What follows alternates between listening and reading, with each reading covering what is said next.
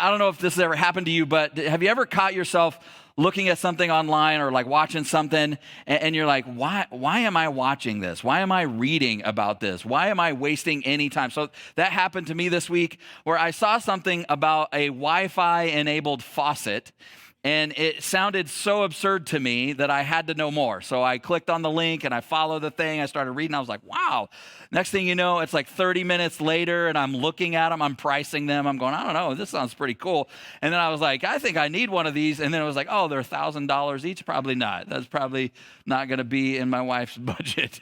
But what a time to be alive, you guys. Your faucet can connect to the Wi-Fi, like in the internet. And I have no idea. It's so that you can just tell it, put a gallon of water in this container, and it'll put the exact amount. You don't have to measure. Like you could just, oh man, what a time to be alive, right? But for better or worse, technology is obviously a huge part of our lives. And at the risk of kind of moving into that like old man yells at cloud territory, because that's when you get older, you're just like boo everything that's technology, right?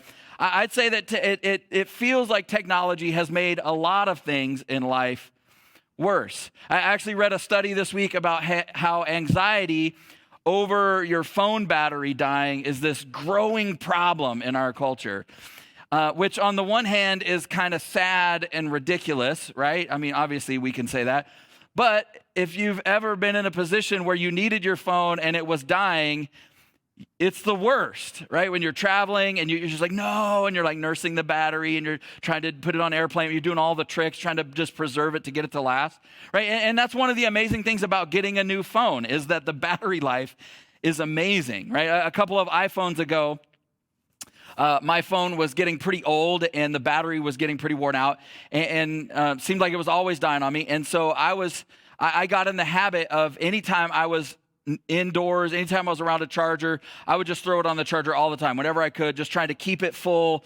And it was such a habit that when I got a new phone, I didn't even think about it. I just kept doing that. But a few days in, after having my new phone, something happened. My phone gave me an alert kind of reprimanding me. It's bad enough when people reprimand you, but I have like appliances and phones and stuff reprimanding me. And it was basically like, hey, stop charging me.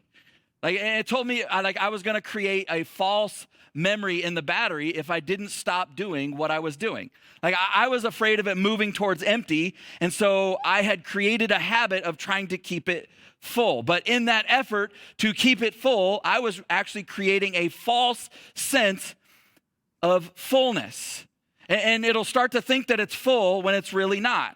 And when I read that alert, it hit me that my phone and my soul have the same dilemma. Because I want to live a life that's full. I want to live in fullness. How about you? I want to be fully alive. And as it actually turns out, that's what we were created for. There's actually language that Jesus uses that talks about that.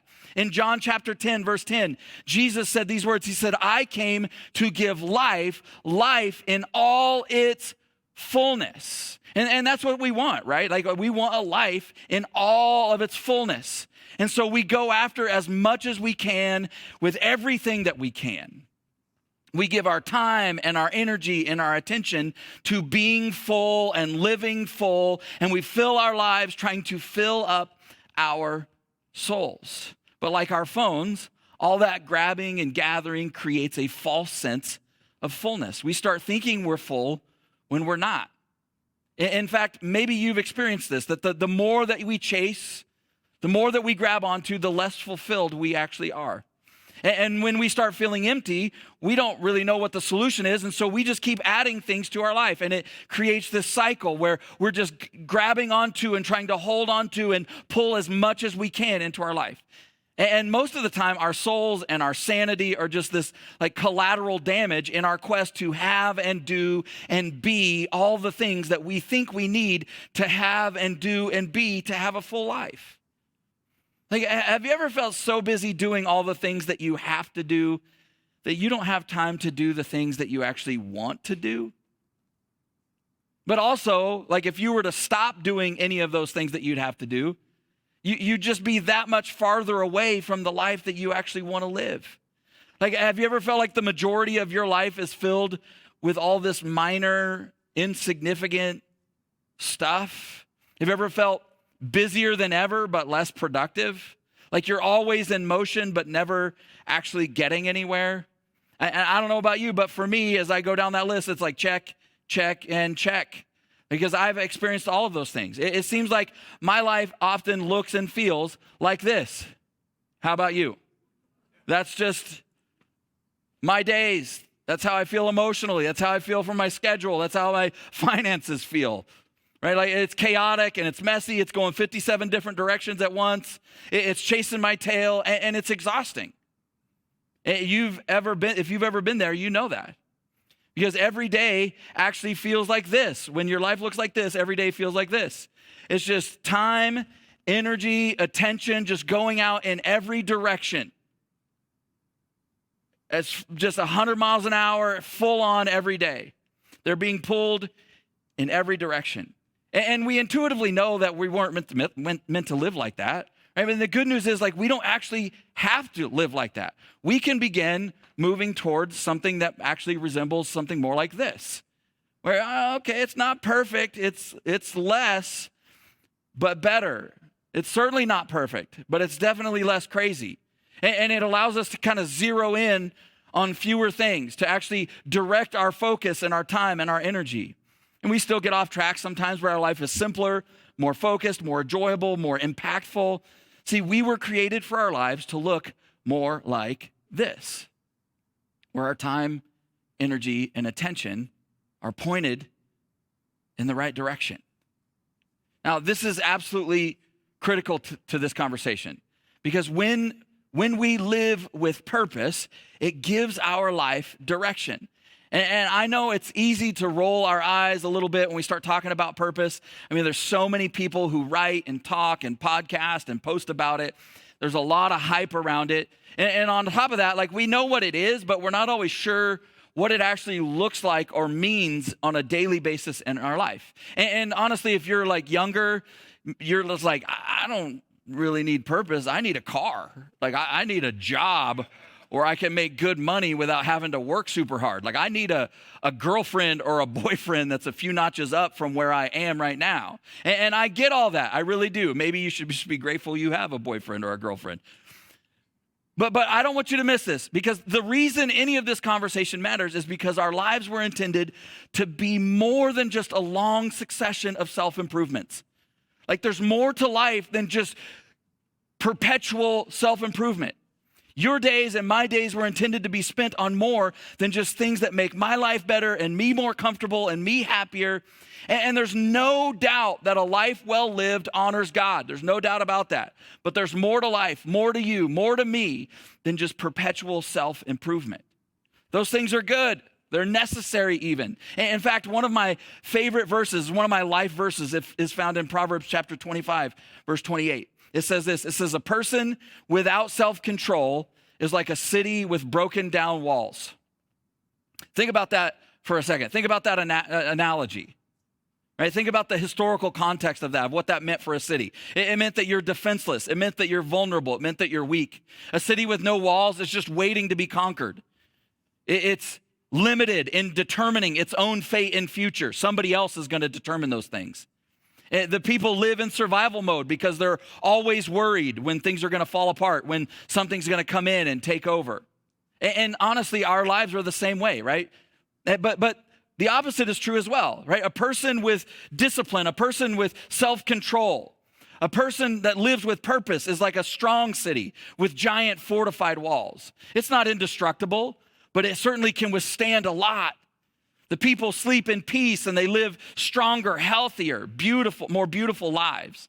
And so, yes, absolutely grow and learn and change. Get better at living. Get better at life. But if you really want to become a better person, if you really want to live a better life, you're going to have to actually do something to make the world a better place. And I think this is why so many of us have full schedules and full calendars, but our souls feel empty. See, because if you don't do this, let me just predict what this year will look like for you. You'll be busier than ever, even though you'll say that you don't want to be. And you'll just keep going, if I can just get through this month, if I can just get through this season, if we can just get through the school year, and then if we can just get through summer, we'll just get through the fall, you'll be busier than ever. And when you're not busy, you'll sit around and you'll watch TV and you'll scroll your phone. And you won't intend to, but you'll end up finding something or someone to blame because you'll run across something that'll break your heart or make you mad, some mess in the world, some opportunity to do something that matters, some opportunity to make the world a better place. But instead of acting, you'll blame the president or the economy or the election or the Democrats or the Republicans or the media or your boss or your family or Congress or the school system or the church or your pastor or the IRS or whatever it is, the million different things that we all blame for why the world is the way that it is. And honestly, you already know this, but people who blame things, they never change anything. Nobody's ever blamed their way into a better life. Nobody's ever blamed their way into changing something in their life. Because blame actually has an inverse relationship with responsibility. It's honestly how we avoid changing things, is blaming other people, blaming something else. Because we can only change those things for which we take responsibility. See, if you really want to become a better person, do something to make the world a better place. And honestly, this isn't even really a religious thing. It's not even really a Christian thing. It's just a human thing. But if you're here and you are a follower of Jesus, man, there is no way around this. Now, the truth is, if you're going to do this, if you're going to live your best life, it's going to mean simplifying.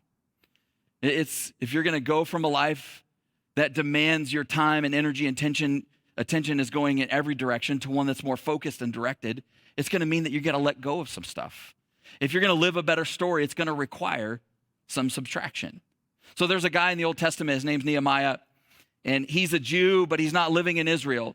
And the reason that he's not living in Israel is because a couple hundred years before he was born, the Babylonian Empire conquered the nation of Israel, and they kidnapped or just took prisoner the best and the brightest of the Jews, and they took them to Babylon so they could be a part of their kingdom. And eventually Jerusalem was destroyed, and the rest of the Jewish people, the ones that weren't taken to Babylon, they ended up enslaved or as refugees in some other part of the world.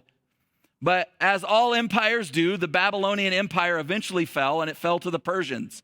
And when it did, that kind of further scattered the Jews around the known world at that time. And eventually, the Persian king Artaxerxes made the decision to let everybody who'd been conquered by the Babylonians to take and taken from their homes to go back to their countries, to go back to where they were from, and to return home. Which brings us to Nehemiah. He can return home, but he hasn't. And the reason he hasn't gone home is because he's got a pretty good life in Persia. He's living there. He actually works for the king. But one day, some friends who did move back, who did go home, they come and visit him. And that's where Nehemiah tells us what happens. In fact, if you were to open up the book of Nehemiah and read at the top, it actually says, some of the translations says, this is his memoir. Like the story that he's telling is him going, this is what happened. So in Nehemiah chapter 1, he says this. He says, I asked them, speaking of the people that he knew that came and visited him. He said, I asked them about the Jews who had returned there from captivity and about how things were going in Jerusalem.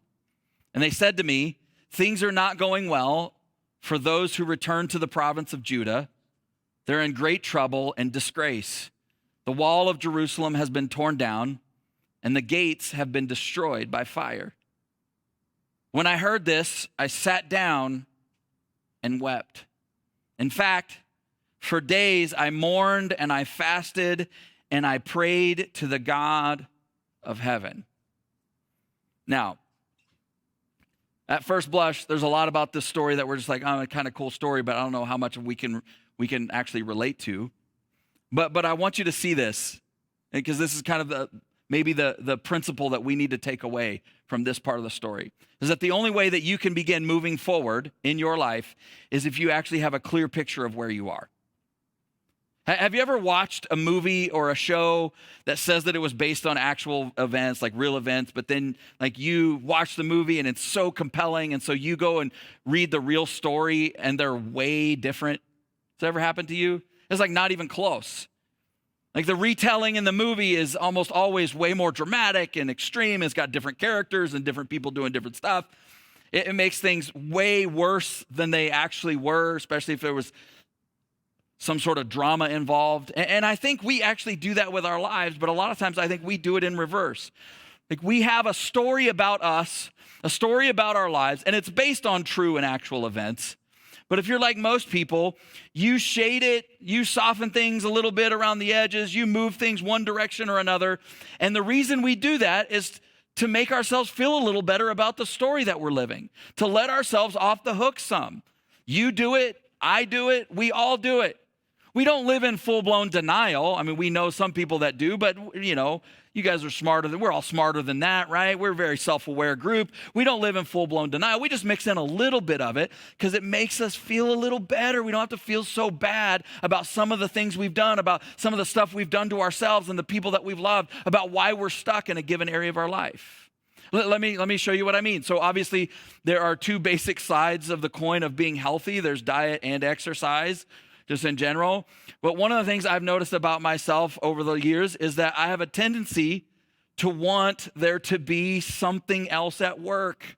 Like, oh, it's just my metabolism, you guys. Like, I'd be thinner, but I have this darn slow metabolism.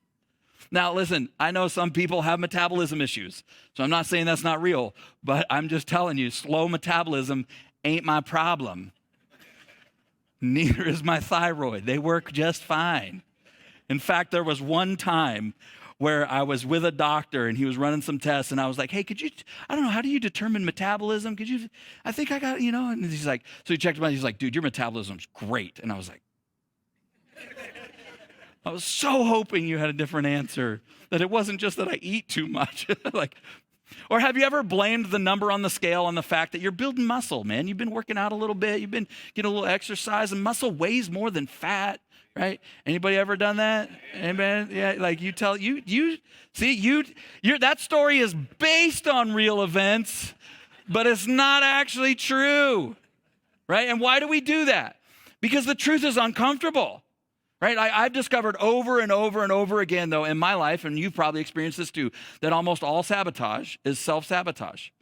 That I'm the problem. I'm the enemy. Right? Of course life is hard, right? Of course there's some stuff that's stacked against you. Yeah, there are people around you that aren't exactly your biggest fans, but there's so little that's actually holding you back. There's so little that's actually standing in your way of becoming who God created you to be, of living the life that God created you to have, of you having the marriage and the relationships you want to have, of you being the father or mother that you want to be, of you being the employee, of you advancing in your career, of you having the kind of faith that you want to have. We just don't want to admit what's clearly true, because when we do, then we're responsible to do something about it.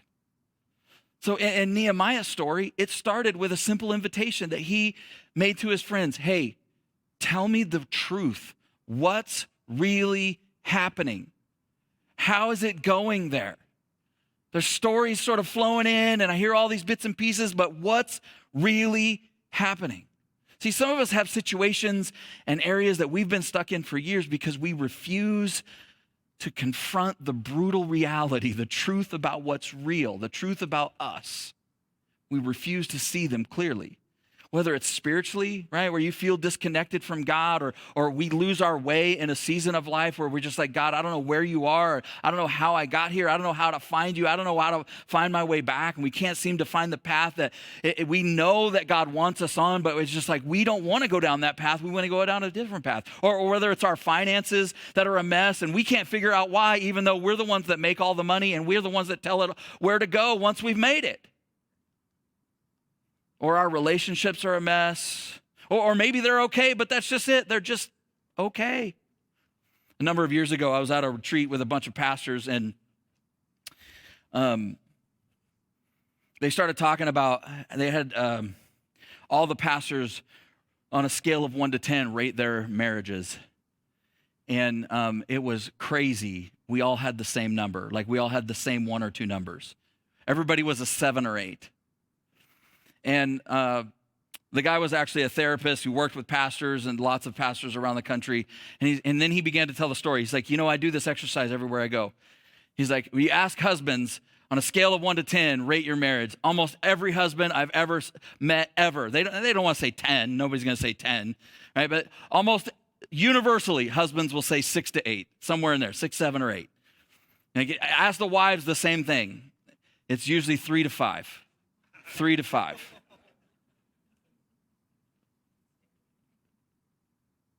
See, so often the reason we can't move forward is because we haven't faced things the way that they truly are. The question is, do you want things to get better, or do you just want to feel better about the things in your life? Because there is a difference. And you and I have to be honest about which one we're really after. You also need people in your life who will tell you the truth. I love what Thomas Sowell says. He says, if you want to help somebody, you will tell them the truth. If you want to help yourself, you will tell them what they want to hear. Oof. See, this is why building community, this is why being in a small group, this is why being connected at a church, this is why going through Rooted are a big deal, because you need people whose lives are moving the same direction as yours and who love you enough and who you trust enough, who will tell you the truth about life, who will tell you the truth about you, not to slam you, not to put you down, but to be a mirror and go, hey, I'm not sure you're seeing it clearly. Because honestly, and sometimes it hurts, sometimes reality knocks the wind out of you. When reality hit Nehemiah, he said he sat down and wept. You ever had that moment when you actually come to realize like, oh, I'm not the person I thought, oh, my marriage isn't, oh, my finances are, oh, I don't know if any of this is, I feel like I've been living a lie. We say that in our culture all the time. See, I think this is part of why we mostly choose to live lives that are just about us, right? Because we barely feel strong enough to deal with our own life and our own stuff and our own problems. The problems of the world, they're just overwhelming and way too big for us. More and more in our culture, we've been conditioned to think that all the big problems of the world, they just have a political solution. If we could just vote the right people into power, they'd fix it for us. They'd fix it all. It would all go perfect. And part of the reason why we buy into that is because then it lets us off the hook. Because then the only thing we really need to care about outside of our families and ourselves, the only thing we really need to get worked up about, the only thing we really need to work towards is our side winning the election. Why? Because that's how it's all going to get fixed. How silly is that? Is it possible that God has put some sort of challenge, some problem, some pain, some hardship in your path on your radar because he wants you to actually do something about it? That the conversation that's got your attention, that it's not random, but it's divinely appointed. That God is inviting you to serve and to sacrifice and to give and to help and to advocate. See, subtraction isn't about ignoring the realities of the problems of life. It's about putting yourself in a position to actually do something about them. Which ultimately, we're going to see as we move through this month, exactly what Nehemiah did. So if you're a Christian, Nehemiah did what we often do when we find some problem, whether it's our problem or some problem in the world. He prayed and asked God to change it. In fact, he says that he mourned and fasted and prayed for days, begging God, fix this, change it, right? And I think that's really, really interesting that he did that. I mean, outside of our immediate family, how many of us have anything in our lives that we care about like that? That we would pray and beg God to fix it, that it would be something that we would spend days thinking about and mourning. What's crazy is when you read the Bible, when you read the story of God in the scriptures, it was normal for people to experience that. See, what I'm absolutely convinced of is that God wants to expand your field of vision in your life, that he wants to broaden the sphere of concern in your life, that he wants to deepen your burden of responsibility in your life in 2024. That there are things that he wants to use you and work through you to fix. There's problems that he wants to address. There's messes he wants to have you clean up beyond just your own life. Why? Because it's what he does over and over and over and over and over and over and over again in the scriptures. He invites people to himself to experience his love, and then he invites them to begin to see the world through his eyes and his heart to do something about it. And so Nehemiah, if you read the rest of the chapter of Nehemiah, we read the first few verses. The rest of the chapter is this long and heartfelt prayer that Nehemiah makes. He was praying to God, begging God, pleading God to fix it. And at the end of the prayer, at the end of the first chapter, he includes this curious phrase when he's done praying. Nehemiah chapter 1, verse 11, he says, "In those days, I was the king's cupbearer." It's almost as if the implication is he's like, I'd help, I'd do something about it, but I can't. I have obligations. I have a life. I have responsibilities. I can't possibly add one more thing to my life or my plate. I'm important. I work for the king. I certainly can't add something that big. I can't tackle that problem. How could I possibly do both? Which is what we do, right? God, this is all messed up. Please fix it. Somebody should do something about this. And then immediately we make the case as to why that somebody cannot be us. Somebody should it'd be great if the kids ministry did this. I mean, I'm not going to help. Right? It'd be great. When is this church going to get a building? This church needs a building. I mean, I'm not going to actually contribute towards that at all. Somebody should. You guys should all give so we can have a building so I can go to church.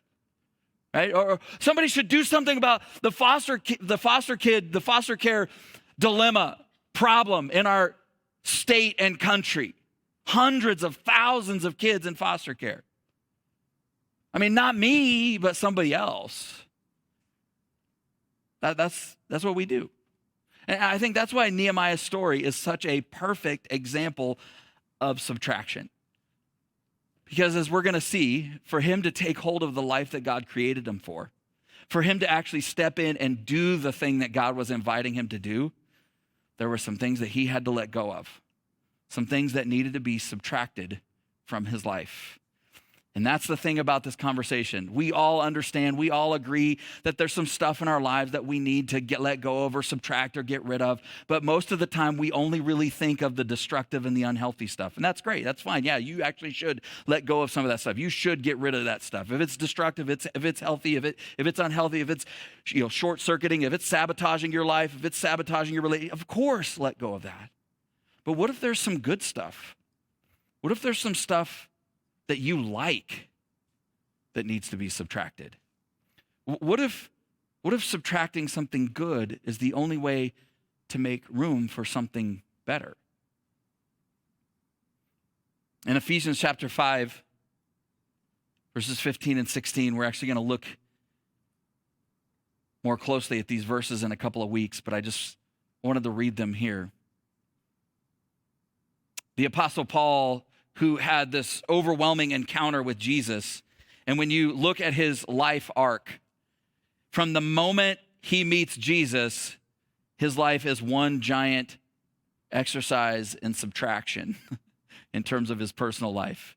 But he had massive impact on the world. In fact, I don't know where we are today, if he doesn't live the life that he lived.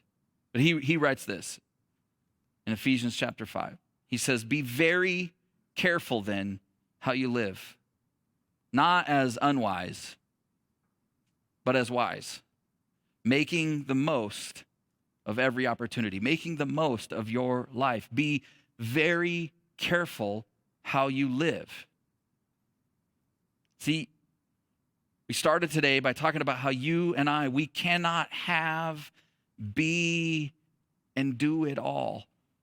You can do anything, but you can't do everything. Every choice, you know this, everything's a trade-off. Everything. It might not be wrong or destructive, but the filter he gives us is it wise? Is it wise given my past experiences, given my present realities, given my future hopes, given where I feel like God might be leading me? Is this wise? Is this necessary? Does this may have served me last year, but is it wise for me to keep doing that same thing this year?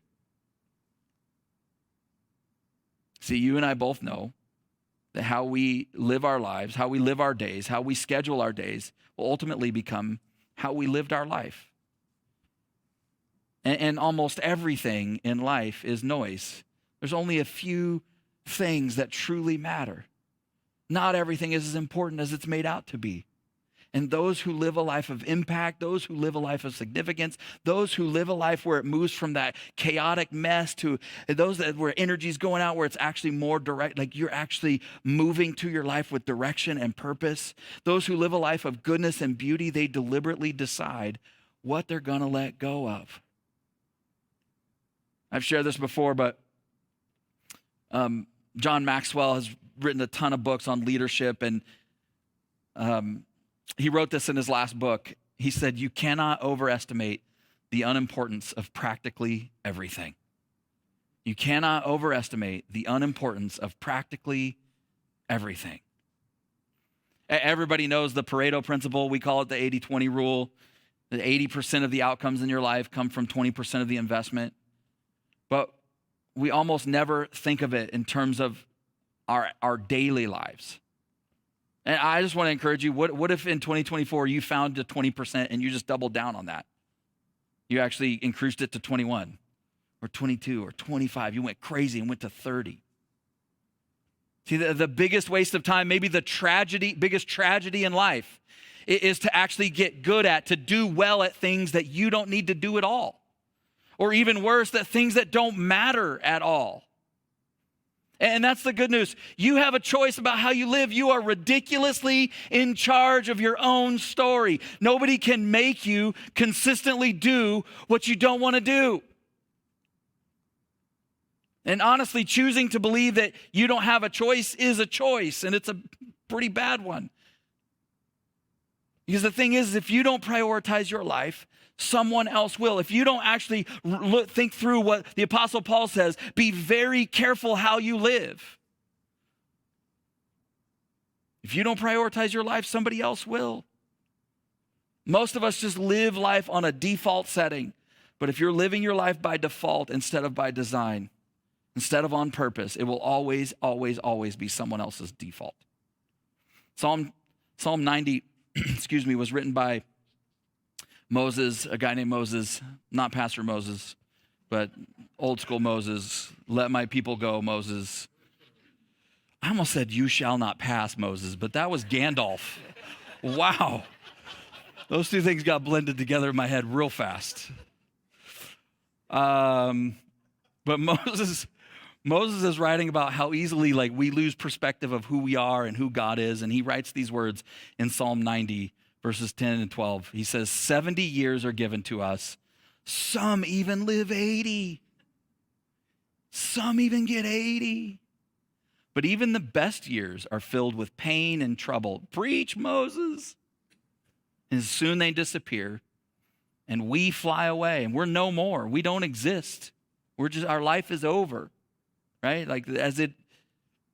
He says this. He says, teach us to realize the brevity of life so that we may grow in wisdom. He's going, you get one shot at this thing. You're not going to get a second trip. This is not addressed, all the cliches we've all heard. You get one shot at this. You get 70 years. If you're lucky, you get 80. And everybody's life is going to have a little bit of, even the best years of the best of our lives is going to have some pain and trouble, and then they're over, right? It's like the words that Jesus talked about, that our life is just, it's a breath, right? And then it's gone. It's a flower in a field, and then it withers and dies, and it's gone. And it's beautiful while it lives. And then we fly away. This is your life. And he says, teach us to realize the brevity of it, that it's short, so that we could grow in wisdom. The default in our culture is always more. Whatever the problem is, the answer is more. And honestly, sometimes more is the answer. Sometimes more is good. Sometimes more is exactly what you need and what you need to do. But I think there are just as many times where more is not the answer, where it's less. And so here's the big question I want you to wrestle with starting this morning and maybe through the whole month. If you could do one thing with your life, if you could do one thing with your life right now, what would you do? And is that thing getting the attention it deserves? If not, you probably need to subtract some things. I think some of us get so lost inside our own life and our own story, we don't even know how to answer that question. I have one thing that I would do. Well, let alone coming up with a plan how to address that. And the beautiful thing, though, is that's what this series is about. I want to encourage you this week, starting today, begin a list of things that you want to subtract from your life. Start with some obvious stuff. Start with some of the bad stuff. Start with some of the habits just what are some things that you need to subtract? Start a list. Some things you're going to just say no to. And then I want to invite you to be here the next 3 weeks to actually begin to grab onto some of the tools to move forward together in your life. Finally, I love that in the Nehemiah story that he comes face to face with reality, and his immediate response was to turn to God and go, God, I need your help. We need your help. I want to encourage you that this be the year that you make turning to God your first response, not the last resort. Because that's usually what it is. Like, we've tried everything, God. I guess we'll pray about it. We've tried everything. We try to fix it, but now I guess we'll bring it to you. But what if the moment that reality slaps you in the face, the moment that you come face to face with some area that you're stuck, the moment that you find some mess in the world and you're just like, oh my gosh, and you're overwhelmed, that you just go, okay, God, I don't know how to find my way through this. I'm gonna need your help. What if that became your immediate, knee-jerk first response instead of the well, we tried it all. Let's maybe invite God to see what he'll do. What if you had a conversation with him about your life and where he wants to lead you this year, starting this morning? Let's pray together.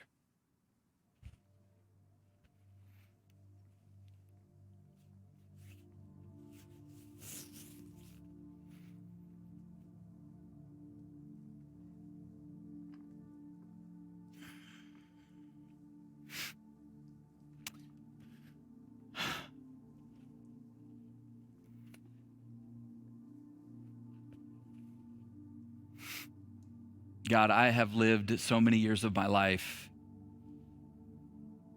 living a small life, getting my life down to the size where I could manage it, down where I could make it happen, down where I could do it all. And yet you continually invite us into a life that's bigger than us. And so often when we are confronted with that, we think that the way that we're going to get there is by adding in a bunch of stuff, and it's just overwhelming. The truth is, oftentimes you're just asking us to let go, to trust you, to trade in the life we have for the life that we could have, to trade in a small story where we're the star, a small story that's going to last about 75 or 80 years and then be gone. Maybe a few people who loved us will know the stories. A small story, God, where the spotlight is on us, but we can trade all that in for a supporting role in a giant, eternal story that's about you, That's about your love. That's about your greatness. It's about your glory. It's about your grace. It's about your pursuit of humanity. A story that will live on for eternity. God, that's the trade I want to make. That's the trade that Nehemiah was faced with. In this conversation about subtraction, oftentimes it comes down to fundamentally the life we're holding on to versus the life that you're inviting us into. Lord, will you speak into our souls? Those that are overwhelmed and they feel like their time, energy, and attention is going a million different ways. God, those that at the idea of adding something else, it just feels like it's completely undoable. Would you help us begin to think through what our subtraction list is going to look like for the year? What are going to be some of the things that we stop? What are some of the good things? They've served us well, but it's time that we take another step. It's time that we move beyond.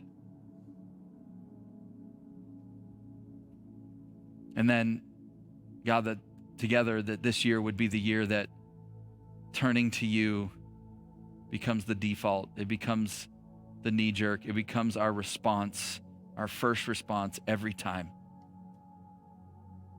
We're not to abdicate responsibility, not so that we don't have to do anything, but just so that, God, we can be reminded that we're not God, that you're not asking us to fix the world.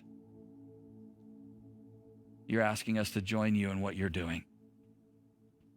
You're inviting us to take our place, to be a part, putting the world back together, of healing people, rescuing humanity. Thank you for your love and grace. Lord, as we move into 2024, may this be the year that those that have been here but holding out and haven't really taken that step of opening their life to Jesus, let this be the year that they say yes and begin that journey. Thank you, God, for your love. In your name we South pray. Hills Church, I just want to take a moment and say thank you for watching our service online. Whether you're watching it for the first time or you're watching it again because you enjoyed the service so much from the weekend, I'd like to take a moment and dive into our giving.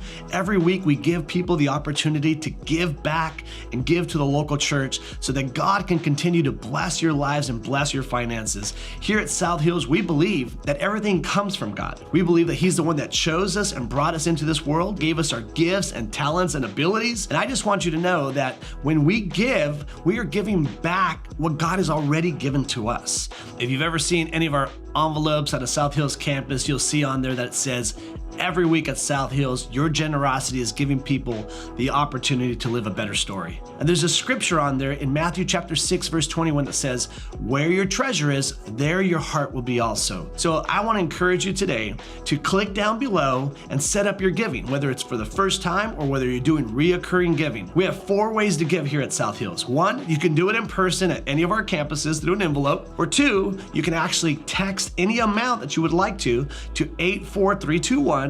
And the third way is to download our Church Center app. I encourage you to do this one because a Church Center app gives you opportunity to stay connected with our church and your campuses. It's a great tool and resource for you to know what's going on. And the fourth way to give is to give online. You can go to southhills.org/give and you can set up your giving there. Whether you're a guest of our church or whether you are a member of our church, or whether you simply just like to watch our services, I encourage you to trust God with your finances so that He can bless and anoint your finances and you can be trusting God in this journey of living life to the fullest. I love you and thank you for watching our online service today.